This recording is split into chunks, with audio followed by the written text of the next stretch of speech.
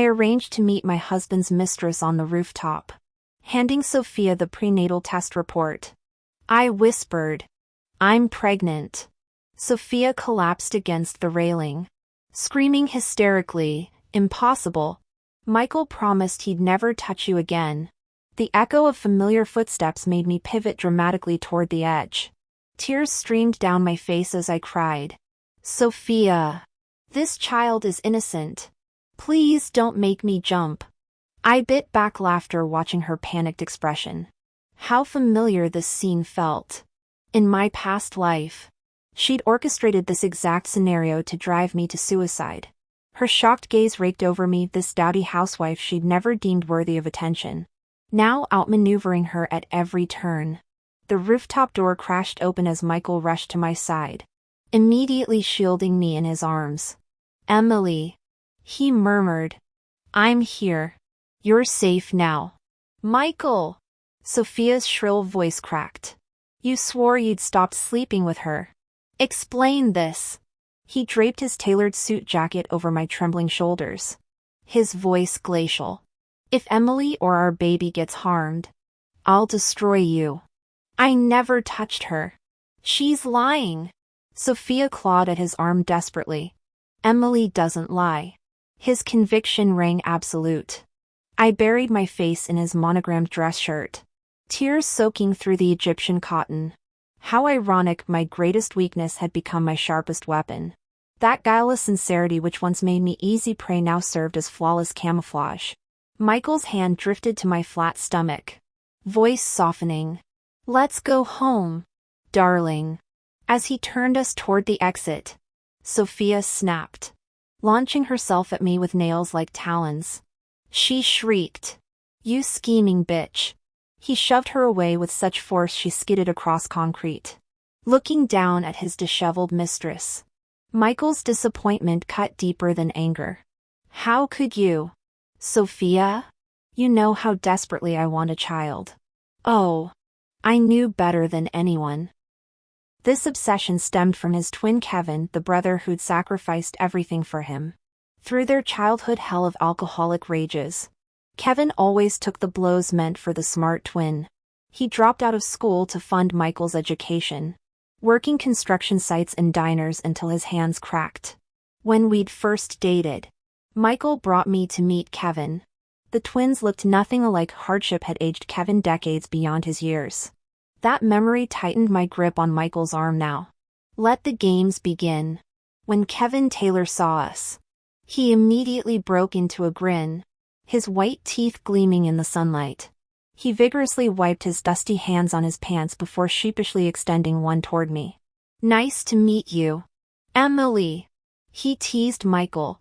"Look at you, finally waking up. I thought you'd marry your textbooks someday." Later, the three of us started a company together. We crammed into a dingy 100-square-foot room in the urban slums, surviving on instant noodles while nurturing our wildest ambitions. I'll never forget the day we made our first real profit. They went to withdraw cash from the bank. Michael just wanted to feel the weight of $10,000 in his hands. In the alley behind the bank, muggers struck. Kevin shielded Michael with his own body, taking a fatal stab. The money they nearly died protecting vanished overnight in ICU expenses. Gasping his last breaths, Kevin managed a weak smile for Michael. "Bro, my whole life's been bitter, now I'll be reborn somewhere better." Michael's eyes were bloodshot. "Don't talk nonsense. No family's better than ours." Kevin strained to grin. "Then, let me be your kid, buy me toys, take me to fancy restaurants, make up for everything." His voice faded. "You and Emily, be happy." Michael could only nod, tears streaming down his face. "Deal. I'll wait for you." After that, Michael became possessed. His office light burned through nights, desk buried in documents and cigarette butts. I matched his madness, schmoozing clients, battling in boardrooms. Within 5 years, we upgraded from slums to penthouse suites, building $1 million empire. We had everything: wealth, status, reputation. Only one obsession remained for Michael, a child. Approaching 30, he begged me, "Emily, quit the business. Let's start a family." I knew what this meant to him. I willingly stepped back, swallowing bitter herbal tonics, tracking ovulation cycles, waiting like a forgotten concubine in empty rooms. Meanwhile, he embraced another woman, Sophia Martinez. I discovered his affairs too late. One day, Michael brought legal documents. "Emergency funds need your signature." Trusting him blindly, I signed. Soon after, Sophia announced her pregnancy. When Michael demanded divorce, I pleaded on my knees. It changed nothing. At his hotel, I overheard him boasting to friends, "Sophia's young, hot, knows how to please a man. So she wants my money? Worth every penny for that fire in bed." Emily always reminded me of my impoverished past. Touching her felt like touching my own wretched self. I'd long grown sick of it. Michael shook his head with a mocking laugh, telling the crowd, "You know that old saying about promotions, wealth, and dead wives? Looks like I've hit 2 out of 3. I finally snapped and shoved open the private dining room door. Tears streaming. "Michael, mark my words, it's me. Emily. Who's done with you? We'll divorce. But we split every penny." He chuckled without an ounce of fear, eyes dripping with scorn. "Go ahead. Hire a lawyer. Sue me." Only when I met with attorneys did I discover the truth. Michael had drained our shared assets months earlier. Those emergency fund documents I'd blindly signed? They were ironclad postnuptial agreements. Black ink on white paper declared I'd forfeited all corporate shares, leaving me destitute. The realization froze my blood. My naive trust in Michael had destroyed me. When I tried starting a business, he crushed it. Delivering takeout became my last resort until that rainy night when my scooter skidded across asphalt. I bled out alone in the gutter, my pathetic existence ending with neither fanfare nor witnesses. Sophia scrambled to her feet, face twisted with rage. "Explain yourselves." She lunged for my arm. I let out a terrified shriek, collapsing dramatically into Michael's arms with a practiced swoon. "Stay the hell away from her," Michael roared, kicking Sophia aside before cradling me like some action hero and charging downstairs. Pressed against his racing heartbeat, I fought bitter laughter. In my past life, I'd dismissed Sophia's theatrics as cheap tricks. Now reborn, I'd adopted her playbook, and damn if it wasn't effective. I awoke in the Taylor Mansion's master suite. My mother-in-law materialized instantly at my bedside. "Good heavens! Are the twins all right?" Michael adjusted the blackout curtains, his voice tight. "Mom, Emily needs rest. The doctor said." "Rest?" "Someone threatened my grandchildren." Mrs. Taylor's shriek could have shattered crystal. She thrust a reeking clay bowl toward me. "Drink this prenatal tonic, dear." For hours simmering with angelica root and deer antler, the stench of fermented herbs triggered visceral memories, being force-fed similar concoctions daily until my kidneys failed last lifetime. Gagging violently, I rasped the magic words, I need McDonald's. Chicken nuggets. Fries. Big Mac. Large Coke, nonsense. Mother-in-law's face darkened instantly. "How can you eat that junk food? It's bad for my grandson. I want it." I looked at Michael, my eyes welling up with tears, my voice trembling. "I need it right now. Let her have it if she wants." Michael snapped impatiently.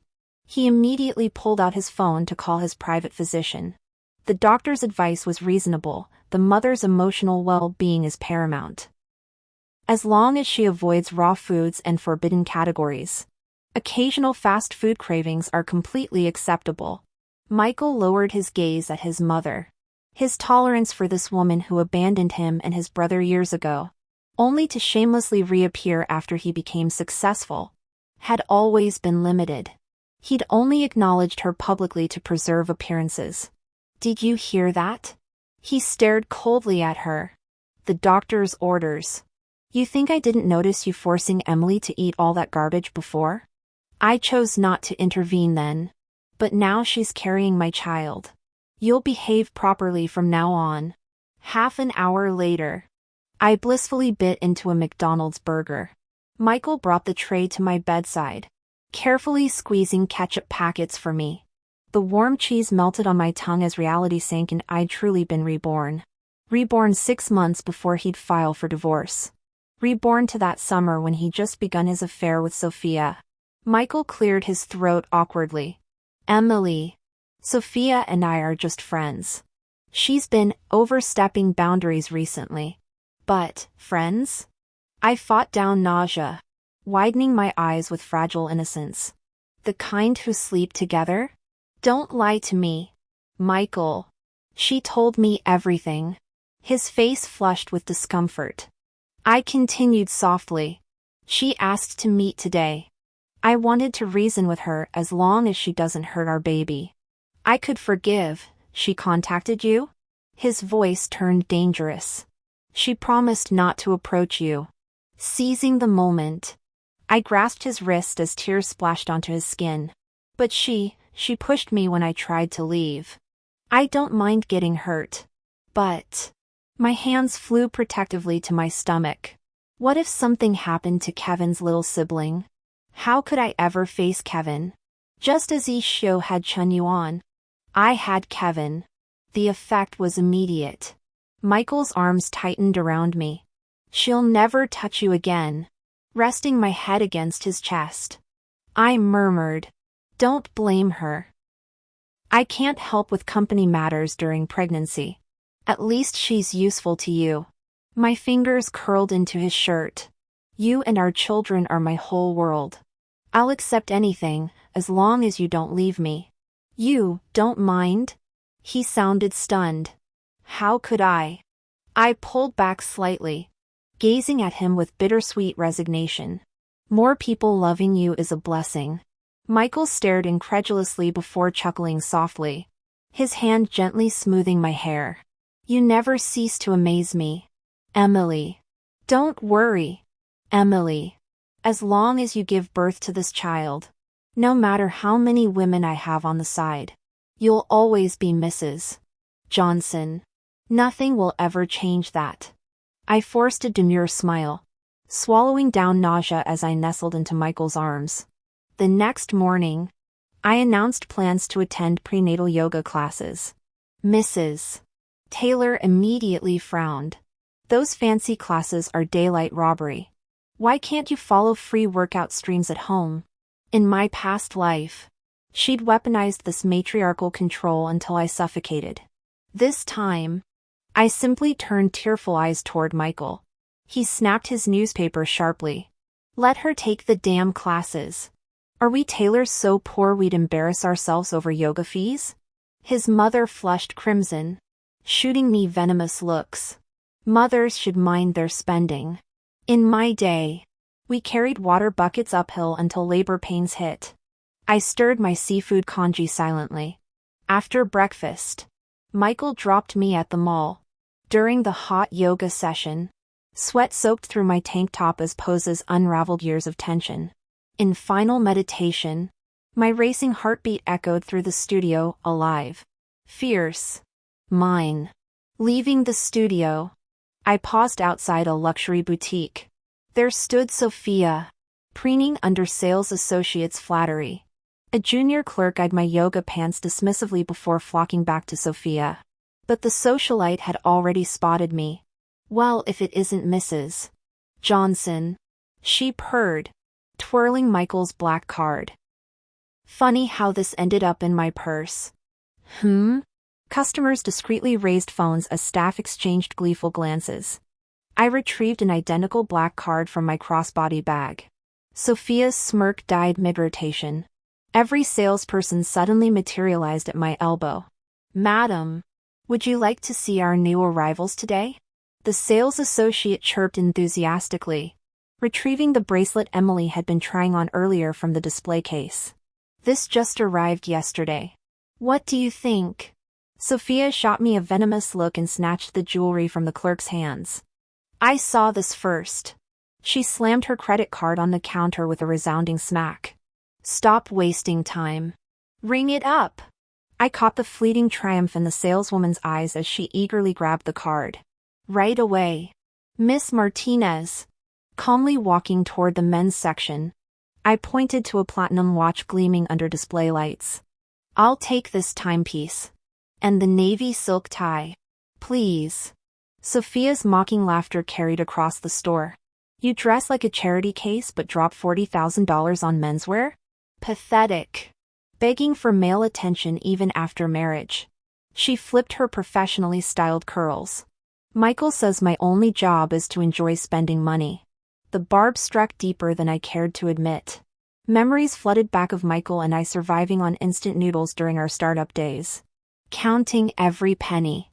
Even now with 7-figure accounts. I still reused tea bags and coupon clipped. My smile remained serene as I leaned closer. Whispering where only she could hear, that card you're so fond of? Legally speaking, every cent comes from marital assets. One call to our lawyers could turn it into worthless plastic. I brushed imaginary lint off her shoulder. Real wives have privileges homewreckers will never understand. Sophia's porcelain complexion mottled with rage. You lying bitch. I'll max this out right now and see if Michael cancels anything. She hurled the card at a passing clerk. That Birkin. The Burberry trench. Everything in this display case, I want it all. Sales associates descended like vultures on fresh carrion. When the final receipt printed, $218,750.43, Sophia preened over her mountain of designer bags while clutching my single gift box. Such exquisite taste. Miss Martinez. The store manager fawned. Mr. Taylor clearly adores you. I left her reveling in Pyrrhic victory. The real battle would come when Michael saw this month's statements. Keys barely clicked in the lock before Mother Taylor's shrill voice pierced the foyer. Stop that blubbering. You'll give my future grandson nightmares with that ugly crying. I wiped my cheeks on the drive home. But the older woman still caught me mid-sniffle. Brushing past her without explanation. I headed straight for the kitchen faucet. Cold water splashed on my face couldn't wash away the acid truth. Every dollar Sophia spent today had first passed through our joint accounts. When Michael returned home, he found the luxury shopping bags and receipts in the foyer. His face darkened instantly. Emily, you spent $40,000 today? His mother exploded before I could answer. Snatching the receipts. She turned pale seeing the total. $40,000. She shrieked, jabbing her finger at my face. You reckless spendthrift. My son works his fingers to the bone so you can squander his hard-earned money? Return every last item or I'll make your life hell. Tears welled up in my eyes as I looked at Michael. I didn't mean to. Honey. I just wanted to browse, but then I ran into Sophia at the boutique. My voice cracked. She humiliated me in front of everyone. She flashed the black card you gave her, bragging about her unlimited credit limit. Said you let her spend whatever she wants because you love her. Michael froze. I had to prove her wrong. I sobbed, clutching the Patek Philippe box. I bought this watch for you, thinking we could return it later. But she spent $2 million right in front of me. Had all the sales associates wait on her like servants. My shoulders shook with manufactured grief. She threw the watch I bought you on the floor, stomped it with her Louboutins and sneered. Even if it cost $4 million, Michael would still let me use it as a footstool. Mother Taylor blinked in confusion. Sophia who? His girlfriend. I whispered. The older woman clutched her chest like having coronary. You let some tramp spend $2 million? That's a whole house in Texas. She smacked Michael's back hard enough to leave a handprint. Screw around all you want. But giving them access to your money? Have you lost your mind? Michael's jaw tightened. Despite his 8-figure income, The self-made billionaire still clipped coupons for car washes. The idea of anyone carelessly spending his money, especially on trivialities, made his eye twitch. Earlier at the boutique, I'd noticed Sophia hesitating over a $15,000 bracelet. Clearly Michael had given her strict spending limits with that card. Now his temples pulsed with rage as he stormed onto the balcony. Phone already dialing his bank. His mother grabbed my arm, eyes blazing. "Where does that gold-digging whore live? I'll skin her alive." I pretended to shrink back, trembling as I recited the Upper East Side address I'd memorized weeks ago.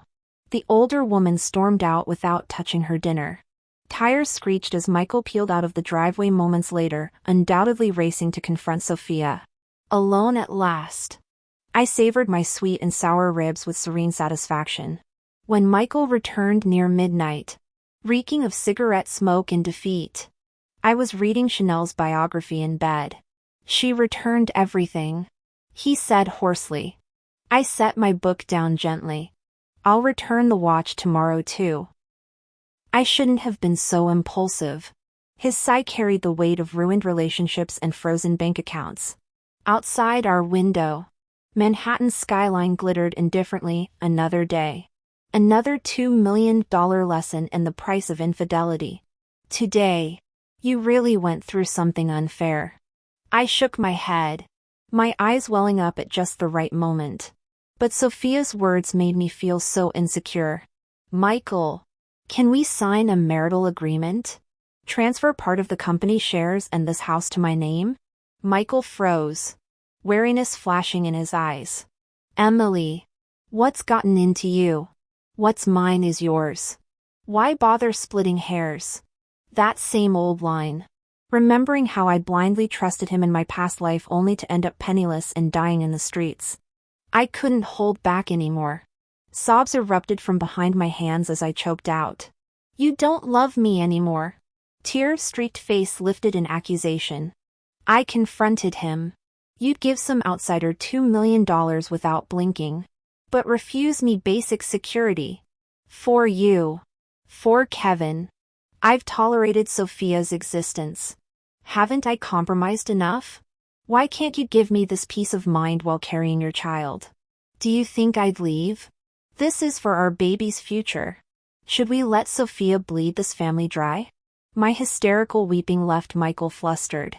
He patted my back clumsily, trapped by my everything for the child argument. I saw the doubt in his eyes. He actually believed it.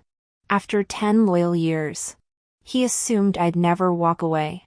Transferring assets might even benefit him. Next time some gold digger came knocking, he could shrug. "My wife handles all the money." All right. All right. He soothed, dabbing my tears with tissues. "I'll have the lawyer draw up papers tomorrow." The attorney arrived at our office the next morning. As we signed the marital agreement, each cold legal clause represented lessons paid for with my previous life. The pen's final stroke lifted an anvil from my chest. By noon, Mother Taylor trended nationally with the explosive headline, "MIL Brawls with Mistress. Humiliates Luxury Store Staff." The viral video showed her wrestling Sophia in the street. Years of farm labor made Mother Taylor a formidable fighter. Sophia's hair became a rat's nest beneath flying slap marks. "I returned everything. Didn't keep a cent." Sophia shrieked through tears. "Prove it." Mother Taylor dragged her to the boutique, bellowing at clerks, "Check your records. Did this home wrecker really return yesterday's purchases?" A smirking sales associate recognized Sophia. "Processed the refund yesterday." "What? Mistress life not paying well?" She sneered at Sophia's tear-streaked face. "Waste our time with buyer's remorse? Pathetic." When well-meaning bystanders tried intervening, Mother Taylor broadcasted the affair details at full volume. Phones immediately rose like periscopes. The crowd content to film rather than help. In the end, it was the store manager who called security to quell the chaos. The video went viral online. Soon, a second clip surfaced showing Sophia being fawned over by sales associates yesterday, along with footage of her humiliating me. The contrast between both videos ignited the comments section. Since when do mistresses flaunt their affairs so brazenly?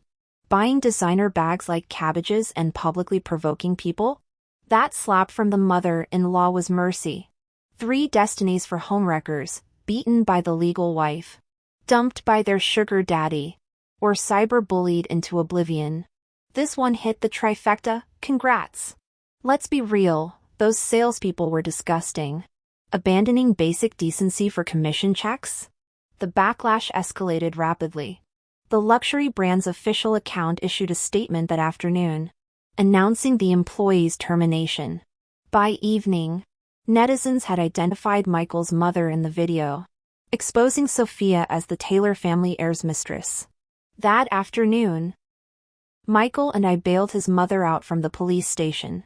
The moment our car doors closed, Michael's pent-up rage erupted. You're returning to Ohio tomorrow. I won't tolerate this embarrassment. His mother clutched my arm in panic. I'm not leaving. Who'll care for Emily and my grandson? I was defending my daughter-in-law and unborn grandchild today. I squeezed her hand reassuringly.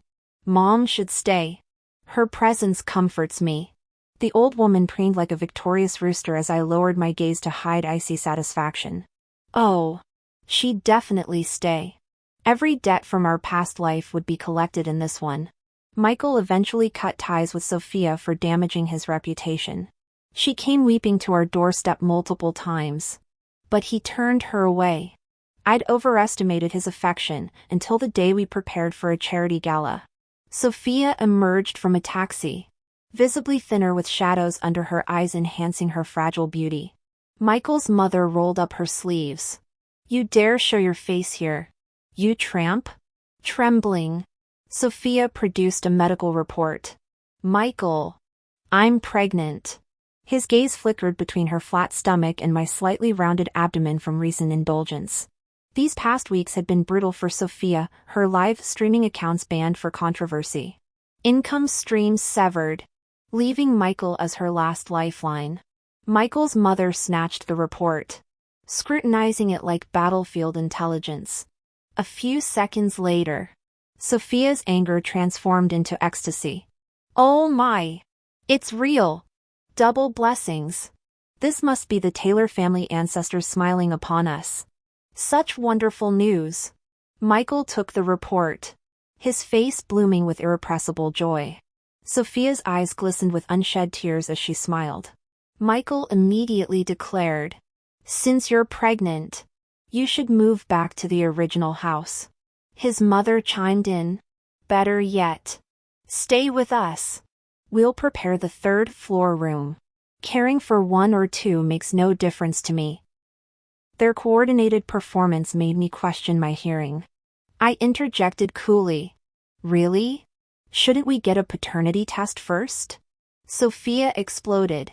Emily, how dare you imply my child isn't Michael's? This is outrageous. Calmly, I opened my phone and turned the screen toward them. Private messages displayed compromising photos: Sophia kissing a stranger at a nightclub, followed by more explicit bedroom shots. Sophia blanched. Where did you get these? This is privacy invasion. I'll sue you. Invasion? I chuckled. So you admit that's you in the photos? Michael and his mother's faces froze like statues. I continued evenly. A gentleman who saw the online news reached out. He was Sophia's top donor during her streaming days. Spent fortunes on her. When he discovered she was playing multiple men, he decided to share these souvenirs. Sophia desperately clutched Michael's arm. Believe me, the baby's yours. We ended things long ago. Then the test should be simple, I said mildly. She pointed at my abdomen shrilly. You should test too. Who's to say yours is Michael's? Gladly. I met her gaze unflinchingly. We'll both take it. The truth will out. I knew her bluff would fail. Though neither of us carried children, this game of lies depended on who cracked first. Michael slammed his palm on the table. We'll get tested. Modern methods are safe for pregnancies. Sophia's bravado crumbled first. Fine. She fled in theatrical tears. Throughout the banquet, Michael and I maintained perfect spousal harmony, me serving him dishes, him ladling soup for me, silencing gossips with our performance. Under the table, Michael squeezed my hand. You always know how to act properly, Emily. A true wife's composure. I snorted with unexpected amusement. During our return, Mrs. Taylor patted my hand maternally. Dear, I know this pains you. But then again, if the child in Sophia's womb is truly a Taylor, then your baby will have a little brother. As the first wife, you need to be magnanimous. We're all family now, learn to tolerate. I smirked inwardly. The Qing dynasty fell over a century ago.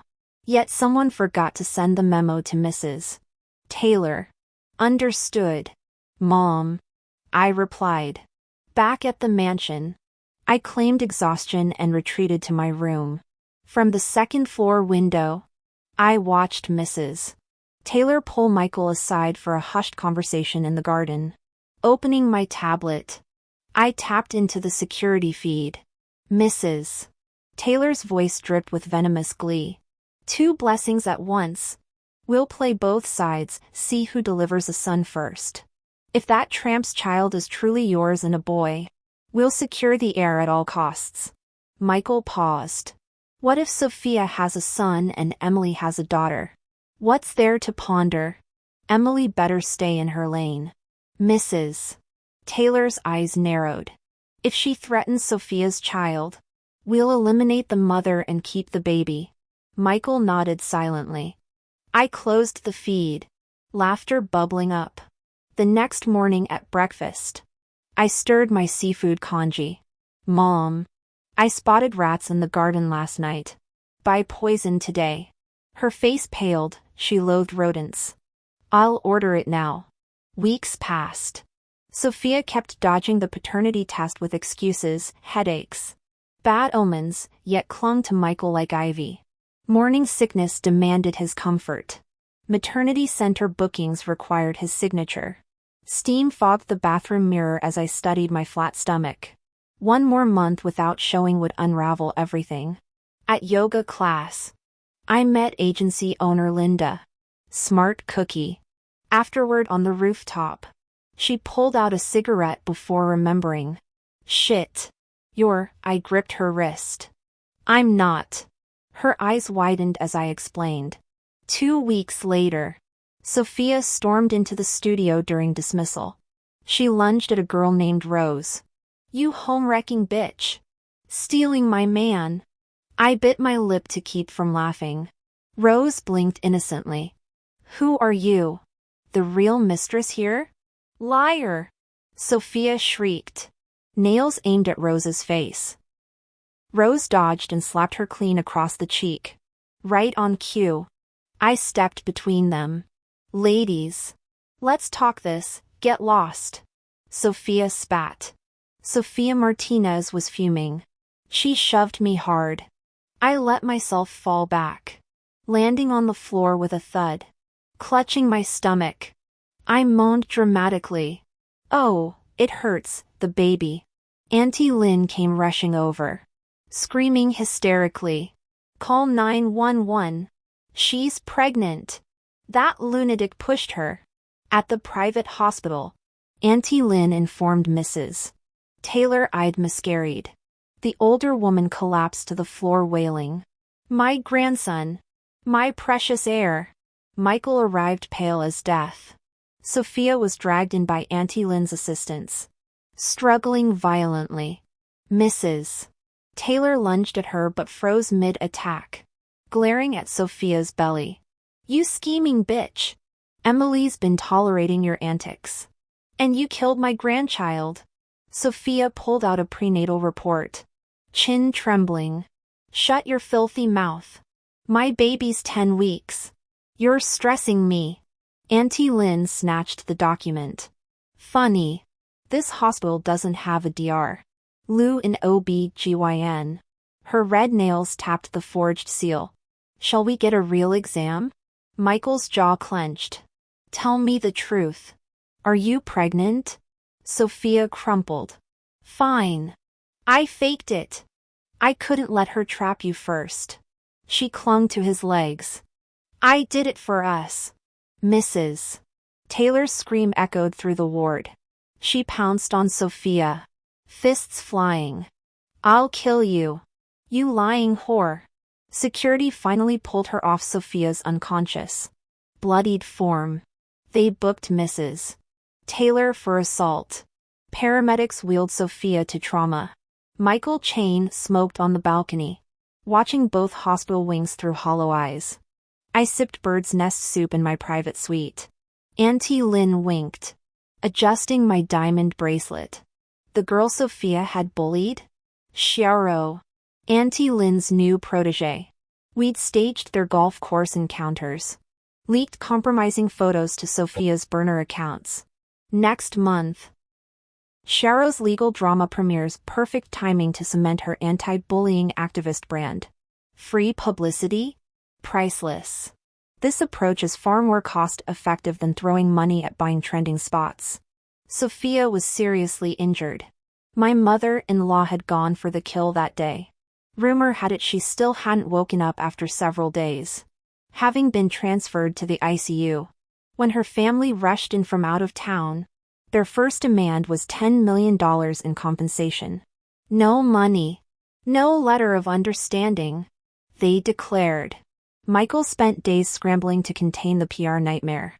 His stance remained clear: not a dime would be paid. Whether his mother faced jail time meant nothing to him. What truly mattered was public perception and market reactions. Barely 2 days into my hospital recovery, he pressured me to discharge early and help salvage his public image to stabilize the company. I agreed. Michael trusted me implicitly. He dumped the entire mess in my lap and fled overseas to weather the storm. On my first day back at headquarters, I called our attorneys. Yes. We're filing for immediate divorce. Simultaneously, I initiated pre-litigation asset preservation procedures. I submitted garden surveillance footage along with Michael's transaction records to Sophia, proving both spousal endangerment intent and collaborative asset diversion with his mistress. The court moved swiftly. All of Michael's personal accounts and corporate shares were frozen within days. Capitalizing on his absence abroad, I incorporated a new enterprise. Key technical experts and sales leaders from Taylor Group received private offers. The core team came with me. Our major clients were notified about Taylor Group's restructuring, with future contracts seamlessly transferring to my new entity under risk mitigation protocols. When Michael finally rushed back stateside, he found only an eviscerated corporate shell. Our final confrontation occurred at the law firm. The attorney coldly informed him our prenuptial agreement mandated complete forfeiture of assets. You're the most vicious woman I've ever known. He spat, bloodshot eyes blazing. I smiled, retrieving a medical report from my bag. You never reviewed your physical results. Did you, Michael? Azoospermia. You couldn't impregnate a park bench. His face drained of color as I continued. Mine was fabricated. Sophia's too. That precious air you obsessed over? Always fiction. He staggered backward before rage consumed him completely. The Taylor dynasty had crumbled, leaving only ashes for the courts to sweep away. Vicious woman. You vicious woman. I laughed as I watched Michael crumble. You want to make amends for Kevin? Michael, are you even worthy? If you hadn't been obsessed with feeling the weight of $100,000 in cash that year, would he have died? He gave his life protecting you, only for you to raise mistresses after making it big, scheme against your lawful wife, and drive me to despair? Michael, you don't deserve children, let alone the title of Kevin's father. Your mere existence insults his memory. Leaning closer, I enunciated every syllable. Your azoospermia is divine retribution. Nature weeds out trash like you. When he lunged at me, security cameras captured everything, crucial evidence of his violent tendencies. His rage only strengthened my case. Sophia lingered in ICU for a month. With medical funding cut off, permanent brain damage left her perpetually disoriented. 6 months later, Mrs. Taylor received 15 years for intentional assault. Prison life hadn't been kind, I made certain to visit. The once domineering matriarch now sported salt and pepper hair. Her fire extinguished. Memories resurfaced of my previous life's eviction from the mansion. Her dumping ice water over my head while sneering, "Barren hen. Get out before you taint my floors." Smiling into the prison intercom, I delivered my gift, Mother. I came to share news. Michael's sterile. My pregnancy with Sophia? All staged. Wanted to discard the mother after getting the heir? Pity your son's a seedless frog. Her scream shattered the visitation room as guards dragged her away.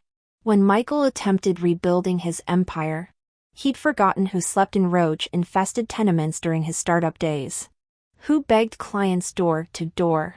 Now industry doors slammed shut, I'd weaponized his own tactics. Flooding circles with rumors of STDs until partners fled. His desperate live streams backfired spectacularly. Comment sections roasting his unhinged meltdowns. Too proud for delivery gigs like I'd once done. His final coins vanished at poker tables. Replaced by crushing debt. On my company's IPO day beneath cerulean skies. My assistant interrupted celebrations with police updates. Harbor authorities fished out a debt-ridden gambler's corpse, some fool trying to join underground betting rings. To prove his loyalty, he imitated the scenes from movies and jumped into the sea from the shipping container. He claimed he could swim. But that day, the waves were vicious. He never resurfaced. My assistant glanced at me nervously before asking, "Ms. Emily, should we make funeral arrangements?" I replied softly, "Who? Never heard of him." "Michael. In our past life. Didn't you act just as casually when I died alone on the streets during that stormy night?" "I'm simply mirroring your indifference. That's all."